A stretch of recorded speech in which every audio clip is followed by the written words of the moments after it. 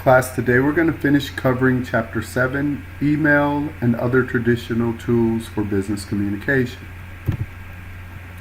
So we've already gone through the chapter overview, learning objectives. Just by way of review, for nearly 2 decades, email has been the primary written business communication tool. So this table 7.1 shows that you can see that it's ranked second in effectiveness among communication channels for coordinating work. So email is still a very good and viable option when it comes to interacting and working with your fellow colleagues. Strategically, choosing a communication channel involves 3 basic considerations related to their limitations, richness, control, and constraints. Richness involves 2 considerations: the level of immediacy and the number of cues available. Immediacy, it relates to how quickly someone is able to respond and give feedback. Control refers to the degree to which communication can be planned and recorded, therefore allowing strategic message development. Planning implies that the communication can be tightly drafted, edited, and then revised, rehearsed, and otherwise strategically developed before delivery. Permeance refers to the extent to which the message can be stored, retrieved, and distributed to others. So control may be your primary concern for many important factors, to include who might see your emails, such as an executive, or the worst case scenario, a lawyer or a judge. Constraints refer to the practical limitations of coordination and resources. Coordination deals with the effort and timing needed to allow all relevant people to participate in the communication. Resources include financial, space, time, and other investments necessary to employ particular channels of communication. A meeting of 10 corporate employees who fly in from different cities is a high constraint communication that requires very detailed and extensive coordination and the use of multiple resources.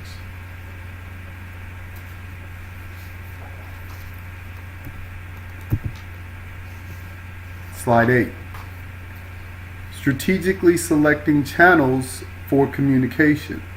The distinctions between spoken and written business communication or messages mirror the relative benefits and weaknesses of synchronous and asynchronous communications.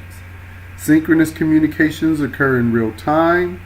The individuals involved give immediate responses to one another and engage in turn taking.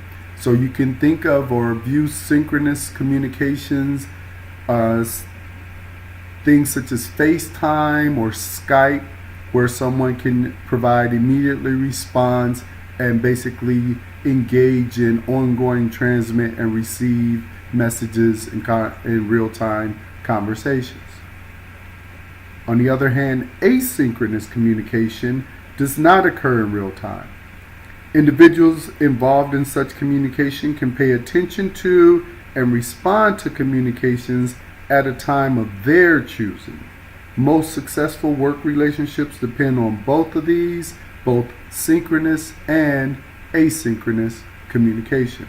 So an example of asynchronous communication will be something like a blog or a teacher posting something, sending something via email that you're not going to read, or you may not read immediately. You may be out doing something else and you will check your email at a time that's convenient for you and then craft or draft a response. Email communication, creating effective emails. Email communication is the primary form of written business communications. We saw that in the first slide where 84% of people refer to email as one of the primary forms of business communication. Most analysts expect it to be the primary tool for at least the next 5 to 10 years. Writing effective emails involves applying principles of writing style, which we discussed in chapters 5 and 6, meaning keep your sentences and your wording and your paragraph structure manageable and small enough so people can stay tuned in or focused on the content of your messaging.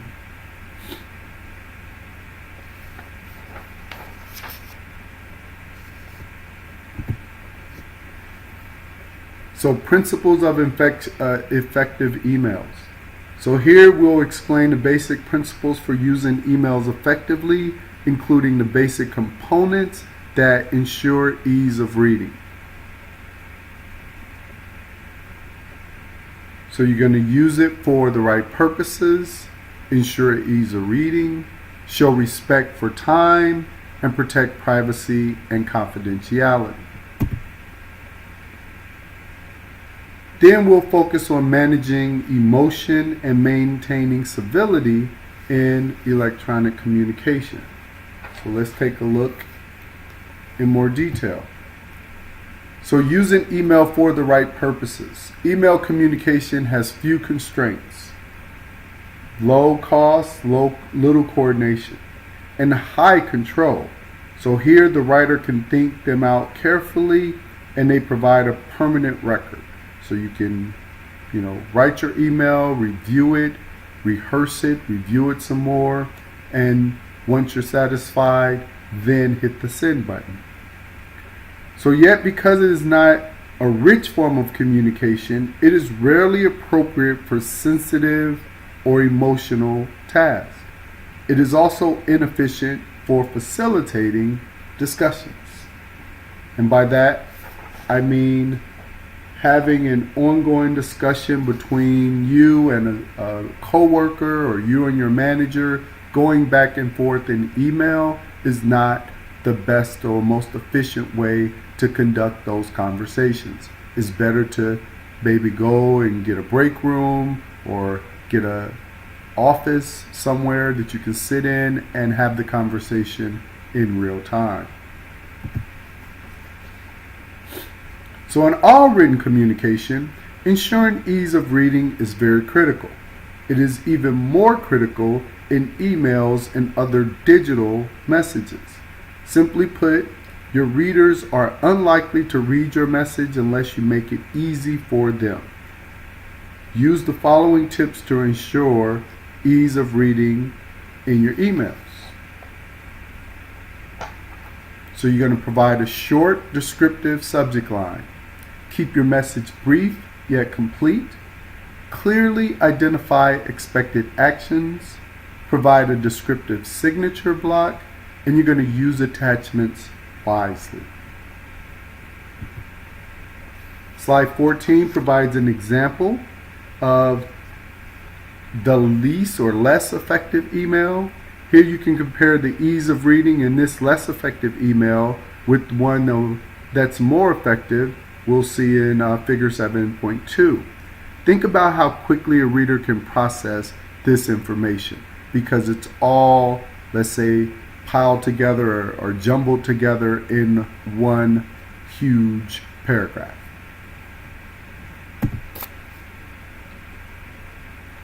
Now compare the more effective email with the less effective email we just looked at. Think about how quickly a reader can process this information, given that you clearly have defined or detailed the subject line, you've clearly labeled the attachment, you have a pleasant opening, and the use of white space along with the number or bulleting format makes it so much easier to read. And then you provide a good professional signature line that includes a phone number so you can pick up and call the person if you have any questions or concerns.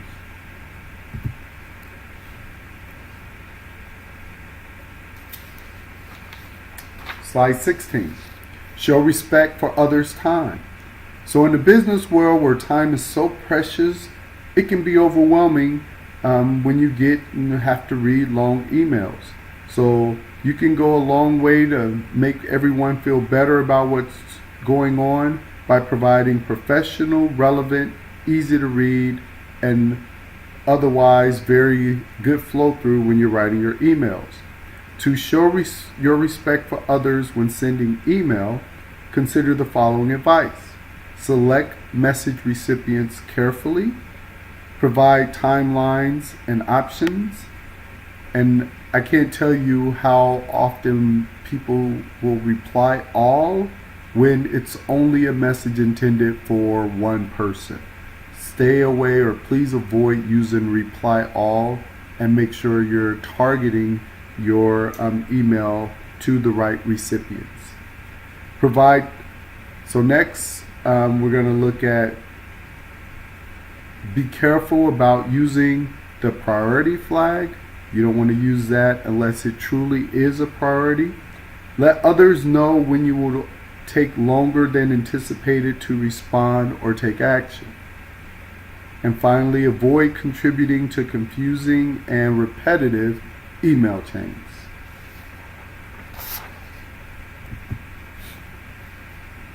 So slide 17, appropriate response to emails. One recent study of business professionals found that nearly all business professionals expect an email response within 24 hours or within a day. So younger professionals are more likely to expect a response immediately.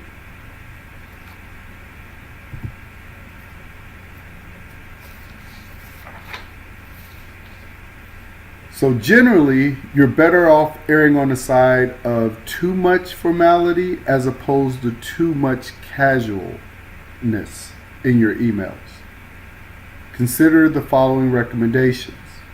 Avoid indications that you view email as casual communication. So again, stay away from using Twitter or text message shorthand, and always err on the side, or you're better off erring on the side of making it too formal versus too casual. Avoid indications that you view email as just casual communication.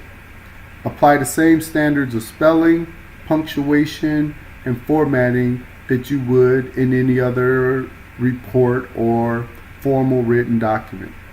Use greetings and use a person's name.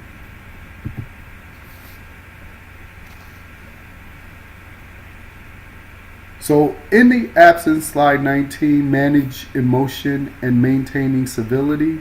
In the absence of face-to-face communications, email tend to elicit either the neutrality effect or the negativity effect.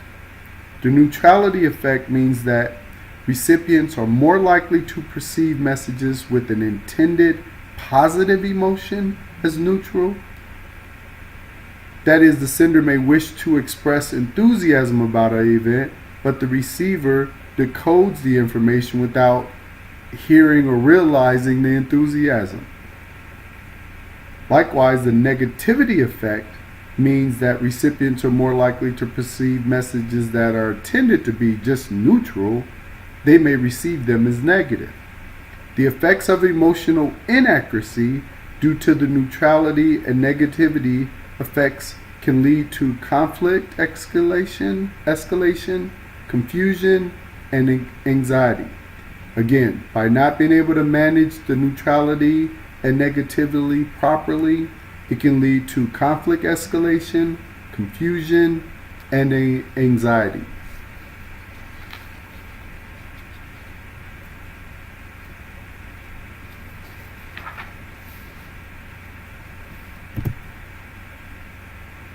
So manage emotion and maintain civility. People often feel comfortable writing things they would not say in person. So a lot of people get email strength and become cyber bullies, right? Because it's easier to hide behind the email. In some cases, this sense of online freedom leads to flames. which are emails or other digital communications with hostile intentions characterized by words of profanity, obscenity, and insults that inflict harm to a person or to an organization. The second aspect of asynchronous electronic communications that can lead to anger and frustration is cyber silence. So this is when a person is non-responsive to emails and other communications.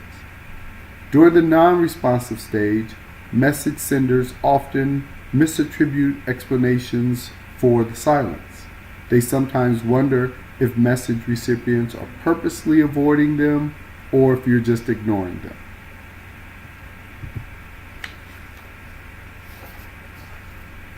Cyber incivility is the violation of respect and consideration in an online environment based on regular workplace norms. Active civility involves direct forms of disrespect. For example, being condescending, demeaning, or saying something hurtful. Passive incivility involves indirect forms of disrespect. For example, using emails for time-sensitive messages, not acknowledging receipt of emails, and not replying to emails.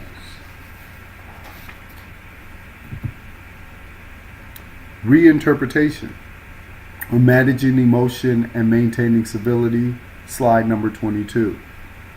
Reinterpretation involves adjusting your initial perceptions by making more objective, more fact-based, and less personal judgment and evaluations. When people are distressed, they often make extreme, subjective, and overly personal judgments. Relaxation involves releasing and overcoming anger and frustration so that you can make a more rational and less emotional response. People use a variety of methods to alleviate the physiological impact of anger, including counting to 10, taking time outs, engaging in deep breathing, and looking for the humor in the situation.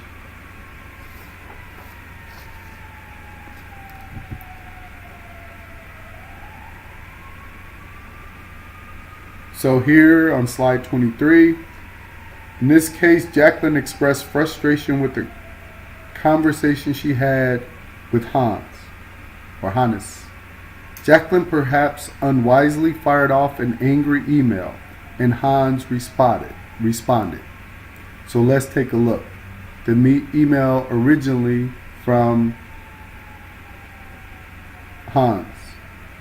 Jacqueline, sorry. So let's read from the bottom first, or up. Hans, the other day, when we discussed the new website, you didn't give me a chance to explain my ideas. Oh, no. Let's back up. It looks like the email from Hans was sent first. So, to Jacqueline from Hannes, we need to talk about this email when I get back in a week after the holiday. I thought we had a productive conversation, but you obviously were not candid or professional. Also, please empty your voicemail. I tried reaching you several times only to get your voicemail box. So looking at Hans' email, leaves out greeting and name, confrontational, immediately creates a me versus you approach with the phrase opening or leading with we need to talk, right? That's going to put someone immediately on the defensive, focusing on defending rather than understand Jacqueline's point of view. So I think I still may have the order of the emails reversed or inverse. So let's look at, because there's no timestamp on the Hannes email, so it's hard to tell. But let me read through Jackie's email.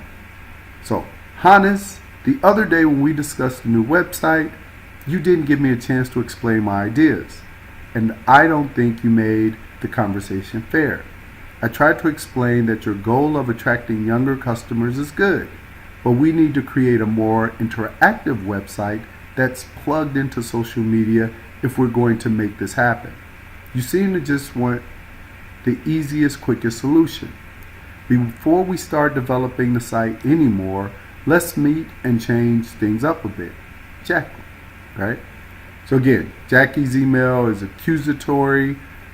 She immediately tells Hannes what he didn't do or what he's trying to do. She's basically very accusatory to him. She repeated the use of the you voice, increasing the accusatory in the tone. So I think she sent her email first, and then Hannes' response was a follow-up.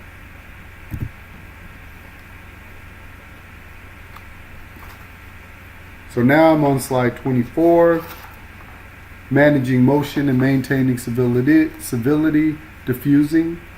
So diffusing involves avoiding escalation and removing tension to focus on work objectives. You can take several steps to diffuse the situation when you receive an email that would be classified as uncivil.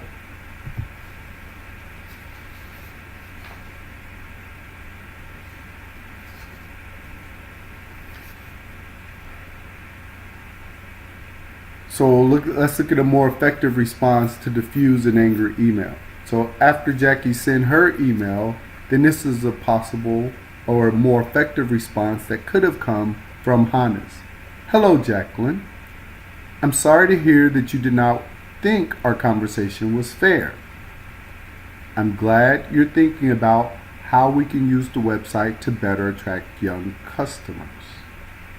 When we're both back in the office, let's set up a time to discuss plans for the website. Would you be willing to come up with your 3 major ideas to make the website more interactive and connected to our social media platforms? When we meet, I like to get a sense of the resources we would need to commit to your ideas. We need to make sure these ambitious plans make business sense. Would you like to include anyone else in the meeting? Or would you like to include anyone else in the meeting? Do you think the entire marketing team should participate in the discussion? Enjoy your weekend, Hannes.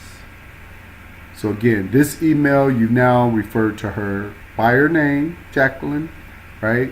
Extend some warm wishes. Hello, Jacqueline. I'm sorry to hear that you didn't agree or you didn't think it was fair. So instead of just clapping back, right, and putting the person on the defensive, is a lot easier to kill them with kindness, right? So validating, compliments Jackie or Jacqueline on her desire to improve the website. Inviting, asking for Jacqueline's input or buy-in in terms of the ideas and people who should be included in the decision-making process. Non-defensive. Hannes makes it clear that making business sense is an important part of the discussion.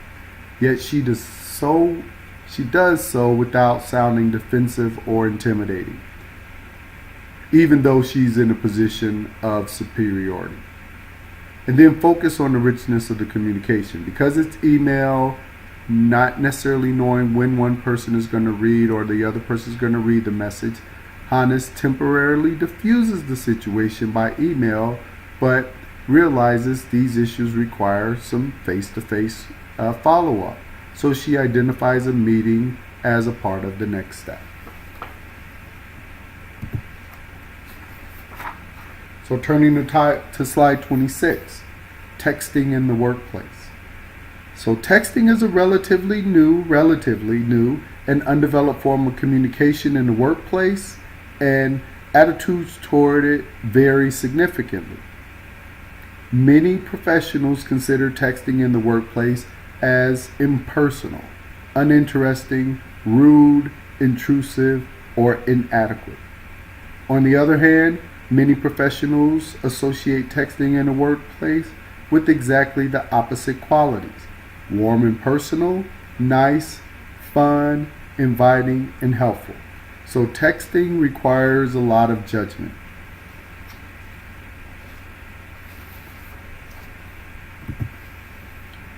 Next slide. Slide 27. As you text with colleagues and other contacts, consider the following tips. Evaluate the meta message of a text. Use text for simple and brief messages, not for conversations. Make sure your tone is positive, supportive, and appropriately fun. Don't ask questions you can't get answers to yourself. And be careful about abbreviated language, emojis or emoticons, and acronyms.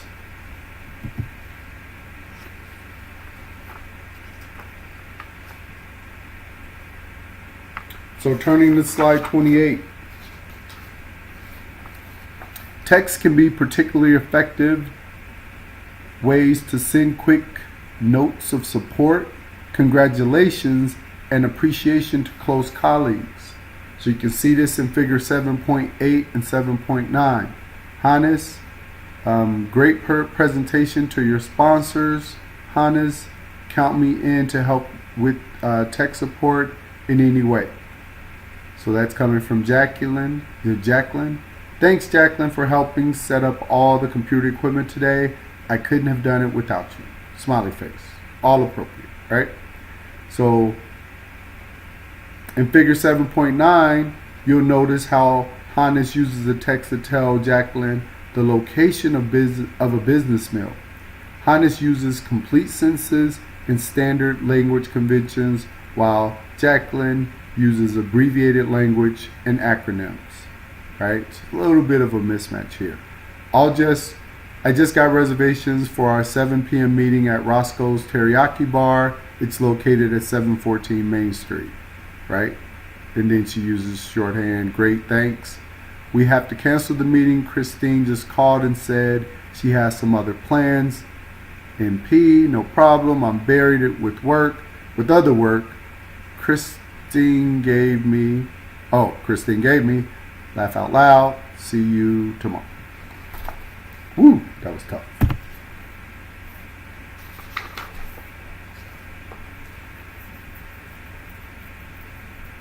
So slide 29. Also consider avoiding sarcasm and jokes in most cases. Avoid rescheduling meeting times and places over text message. Consider turning off sound alerts for incoming texts and emails. Identify yourself, meaning use a signature line if possible with your text message. Clearly end the texting exchange. Avoid personal text during work hours. Avoid sending texts after work hours. Establish rules with your colleagues for texting in meetings. And manage your emails and texts to avoid any distractions.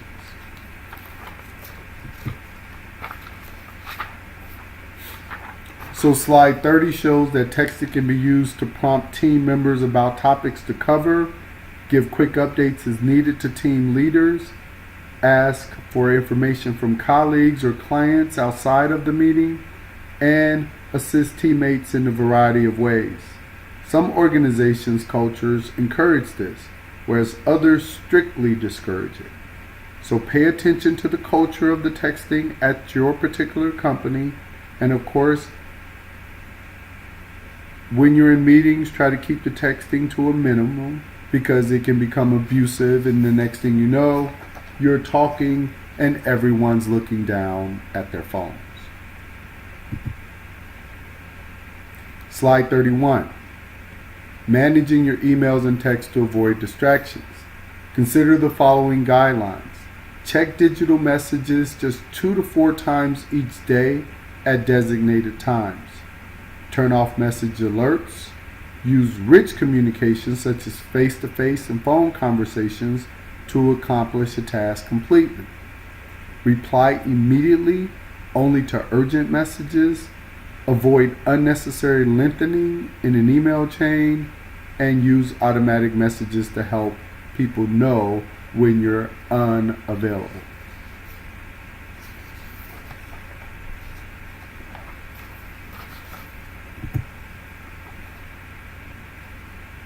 Keep in mind that the following guidelines for one-to-one calls in the workplace.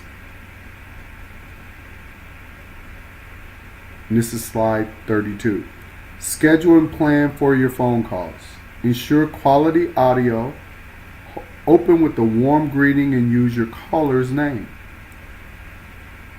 After brief small chat, direct the conversation to the issues at hand. Speak with a pleasant, enthusiastic voice.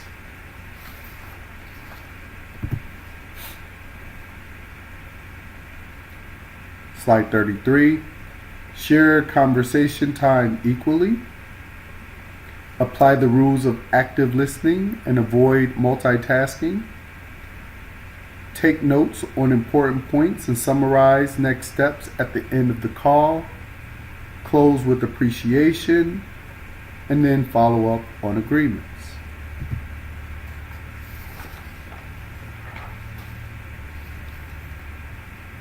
So, like other forms of business communication, think ahead about your key decision topics and points. Many phone conversations are much like meetings, so consider sending an invitation, a meeting invitation, with an agenda to your conversation partner. So here's an example on figure 7.12.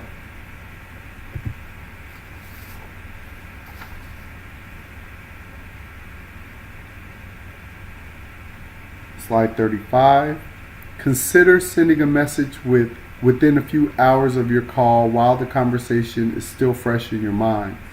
This dramatically improves the likelihood that you will accomplish your shared objectives.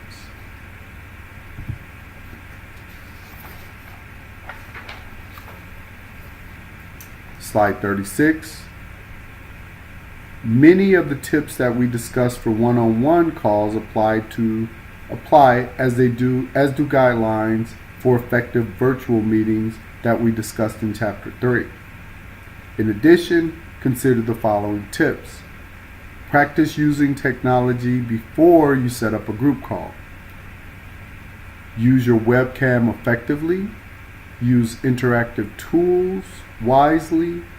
Start the call with the purpose for the call, and then take the lead or take charge of the call. Follow the guidelines of effective virtual communications or meetings.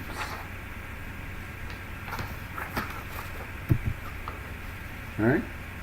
So that concludes Chapter 7. In this chapter, we looked at the trade-offs of richness, control, and constraints with the communication channel, how to write effective emails, how to use emotion in online communications, effective texting in the workplace, digital message overload, effective phone conversations, and video conferences. So I will post these slides from the chapter on Blackboard immediately for your review, and this will be a chapter that we'll cover on your exam. Thanks.